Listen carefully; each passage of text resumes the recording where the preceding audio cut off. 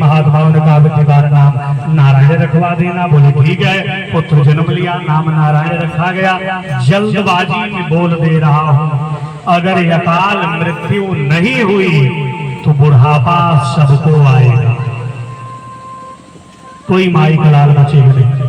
अगर अकाल मृत्यु नहीं हुई तो अब बीच में टिकट गया तो बात है अलग। अजामिल बिल्कुल चिपक गया चारपाई में, दुबला पतला हड्डी, और वही छोटा पुत्र दसवां जो नारायण नाम रखा था वही पास रहता था। शास्त्र कहता है या तो पिता ज्यादा पुत्र से छोटे से प्रेम करता या तो बड़े से करता। अभी नहीं कि बीच वाले बेकार है, बीच वाले भी उतने ही प्रिय पिता को है जितना छोटा बड़ा है। और इस गलत फहमी में मत रहना। कितने लोग गांव वाले कह देते हैं तो ही चला जाएगा, बोले कहीं पीछे कहीं मिलके दिया पिंडा पौबे निकलेंगे। सोच कहीं नहीं लिखा गया है कि मझला पुत्र बीच वाला पुत्र अगर शास्त्रोक्त कर्म करे पिंडदान करे तो पिता नहीं पाएगा। मझला पुत्र नहीं है, वो पिता की प्रॉपर्टी में हिस्सा नहीं लेगा, वो घर संपत्ति में हिस्सा नहीं लेगा, वो पिता का पुत्र नहीं है। शास्त्रोक्त कर्म करने का अधिकार जगत में सबको है। हम दूसरे की बात नहीं, हमारे बाबा 5 भाई थे, जो सबसे छोटे बाबा थे तो 5 लोग मर गए। तो ग्राम विकास अधिकारी थे, तो बिल्कुल 90 वर्ष के हो गए थे। तो हमें गए तो हमने कहा कि बाबा आप गया या नहीं गए, कहें ऐसा है मैं सर्विस में था तो मैंने बड़े भैया को भेज दिया था। मैंने कहा कि मुझे सब अच्छा नहीं लगता, अब चले जाओ। तो मैंने सब व्यवस्था करवा दिया, बड़े भैया चले गए। हमने उनके मुंह में कहा कि जब यमराज प्रश्न करेंगे तो बता देना कि बड़े भैया को हमने भेज दिया था, तो आपका कल्याण हो जाएगा। वहाँ बड़े भैया छोटे भैया से मतलब नहीं है। ये जितने संबंध हैं, पुत्र का, पत्नी का, बंधु भाई, घर परिवार, नात रिश्तेदार, सगे संबंधियों का, ये सारे संबंध केवल यहीं तक है। यहाँ के बाद न कोई किसी का पिता है, न पुत्र है, न बंधु है, न भाई है। अरे जब जमराज रजायस से मोहि लई चली है भट बाधी नटैया, आरत घोर पुकारत मारत कौन सुने चौर डटैया। कहत न मातु न स्वामी सखा सुत बंधु विशाल न विपति कटैया। एक कहा तुलसी रघुनाथ दशरथ नंदन बंदी कटैया। जब यमराज के दूत बांध करके ले चलेंगे ना, तात न मातु न स्वामी सखा सुत बंधु विशाल न विपत्ति कटैया, कोई विपत्ति बांटने वाला नहीं आएगा। वहां तो केवल भगवान ही साथी बनेंगे। ये सुनने में थोड़ा सा अजीब सा लगता है, लेकिन जब आप लेट करके चारपाई पर पूर्वाग्रह से ग्रसित ना हो करके स्वतंत्र चिंतन करेंगे तो आप कहेंगे ये बिल्कुल अक्षर शास्त्र है, यही इसी का नाम संसार है। आज अजामिल अपने छोटे पुत्र को बुलाता रहता, बेटा नारायण लक्षण का कराओ, नारायण जलपान कराओ, नारायण भोजन कराओ, नारायण उठा दो। पापी तो था लेकिन न चाहता हुआ भी दिन भर में 150 बार नारायण बोल ही देता था। और जब यमराज के दूत आए, बांस बड़ा खींचे, फंदा प्राण निकलने वाला था और बड़ी भयंकर वेदना हुई तो मन पुत्र में लगा था, इसलिए चिल्ला पड़ा, बोल पड़ा। यदा नारायण आयेति जगाद चतुराक्षरम, महाराज नारायण चिल्लाया, अरे नारायण बचाओ। और जैसे अजामिल चिल्लाया, थोड़ी दूर पर बालक खेल रहा था, दौड़ करके आता और जब तक पिता के पास पहुंचता तब तक तो पिता चलायमान हो गए थे। लेकिन याद रखना, मुझे बताने में विलंब हो गया। नारायण बोला होगा वैकुंठ में ठाकुर, तुरंत महाराज उठ करके बैठ गए। भगवती लक्ष्मी ने कहा क्या हुआ?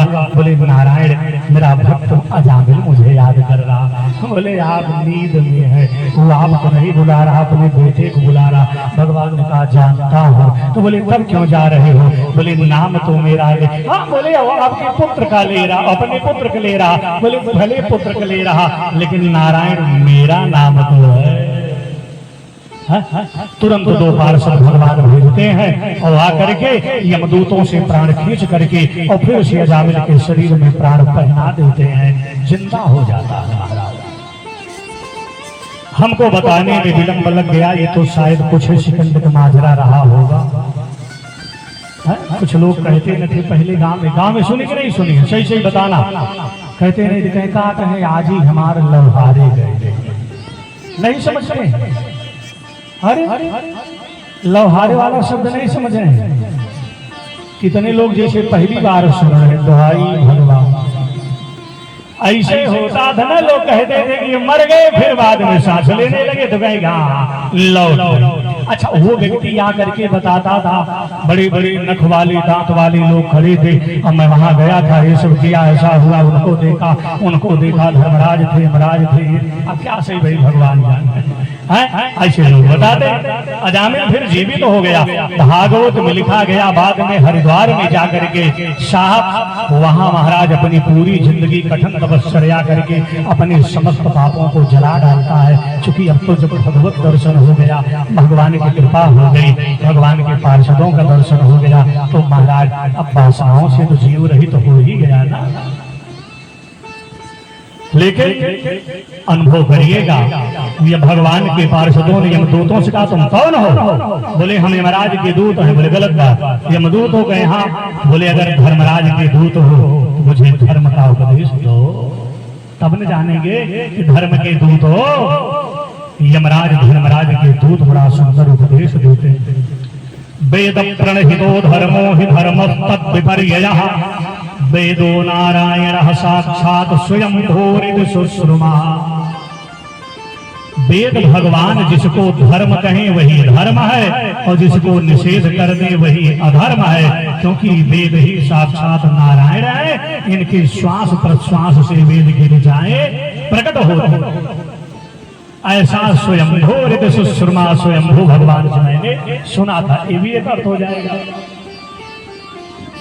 अनुभव करिएगा। सांकेत्यम परिहास्यम वायस्तोभम हेलन देववा, वैकुंठ नाम ग्रहणम यशेषाय घहरम विदुः।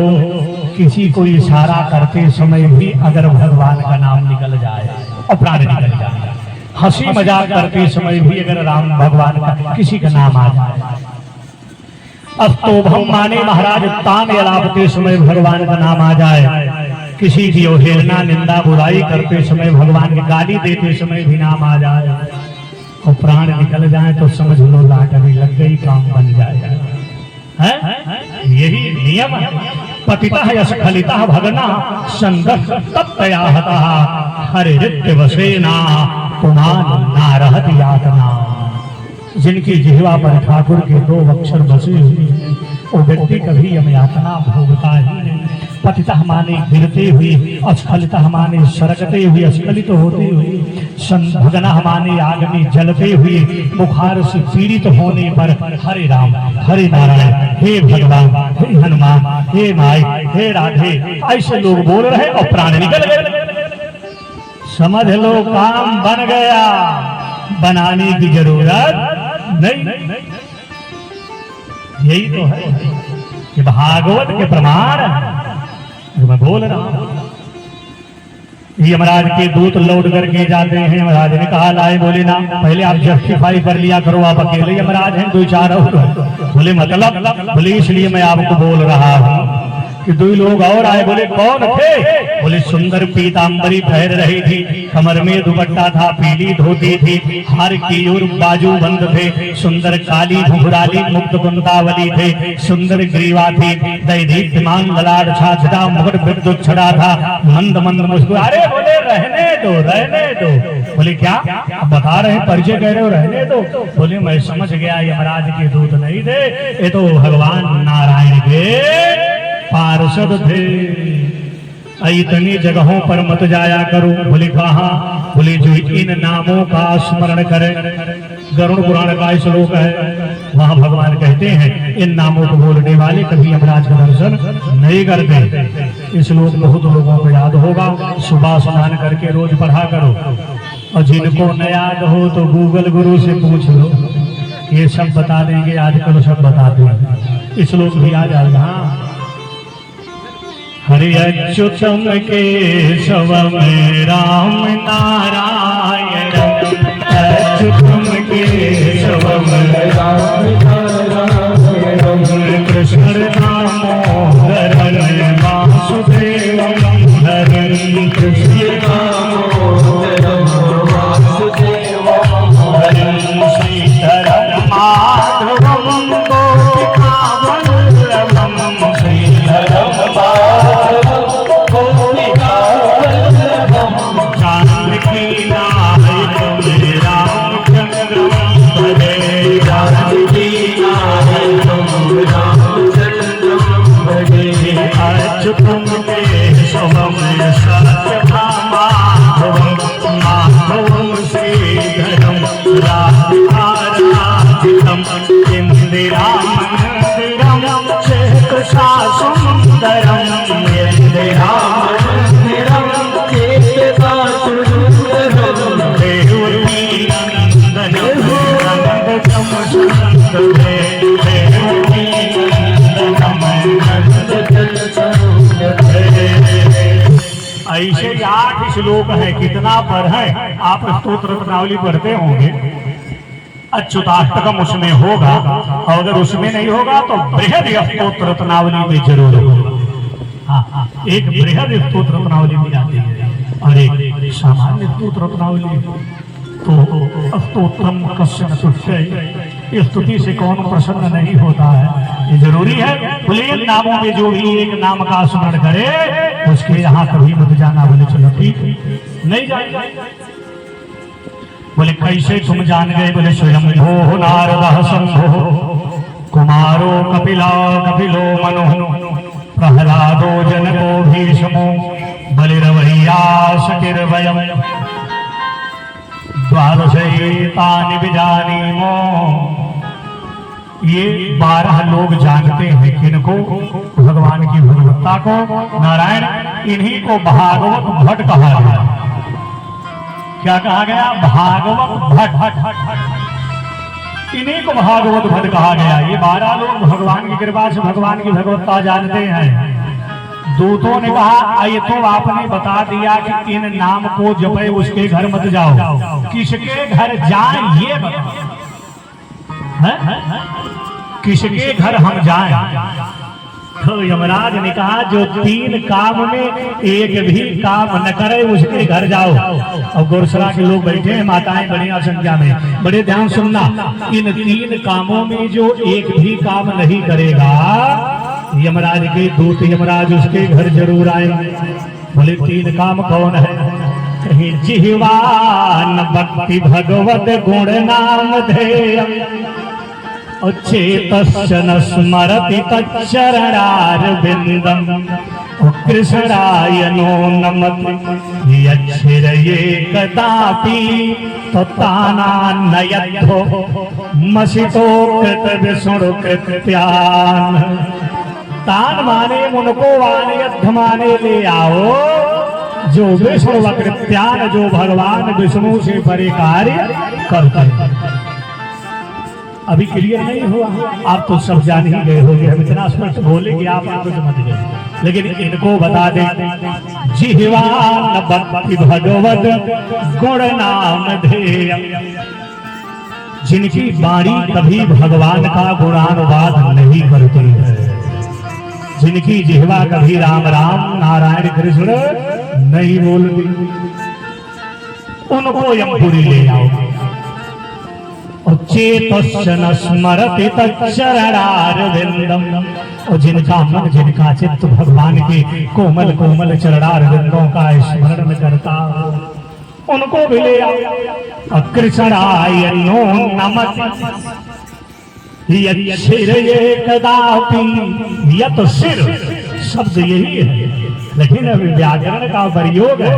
सतोह सचुनः सचु पाणिनि जी का सूत्र है। तो यत सिर है तो महाराज वो सूत्र से सत्व का छत्व होता है, और चवर्ग का योग होने के कारण तवर्ग भी चवर्ग हो जाता है, इसलिए यक्ष हो जाएगा। तो यक्षिर महाराज, जिनका सिर एक बार भी भगवान कृष्ण को प्रणाम नहीं करता तो ताना अनयत धमसतो कृत विश्वदान उनको लेकर के यमपुरी आओ। अब आप जान लीजिए 3 काम करने हैं। भगवान का नाम जपना है, मंत्र जपना है, और मन से उनका स्मरण करना है, और भगवान को प्रणाम करना है।